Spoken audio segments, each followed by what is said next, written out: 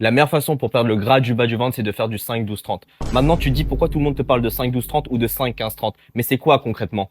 Le 5, ça correspond à la vitesse. Le fait de marcher à 5 km/h, ça te permet de rentrer dans un effort cardiovasculaire qui entraîne la réduction de la pression artérielle, le taux de sucre dans le sang, la masse grasse et surtout, ça améliore la qualité de ton sommeil. Le 12 correspond à l'inclinaison. Le fait d'avoir une inclinaison à 12, ça te permet de marcher en pente et donc de muscler la chaîne postérieure qui correspond aux fessiers, ischio et mollets, qui entraînera donc une augmentation de ton métabolisme de base et qui va favoriser la perte du gras du bas du ventre. Le fait de coupler la vitesse à l'inclinaison, ça te permet de te situer dans un effort modéré et donc privilégier la perte de gras car tu vas l'utiliser en tant qu'énergie pour avancer sur le tapis. Le 30 correspond lui au temps et c'est le minimum pour pouvoir puiser dans tes réserves de gras. Voilà pourquoi tu devrais absolument essayer cette méthode.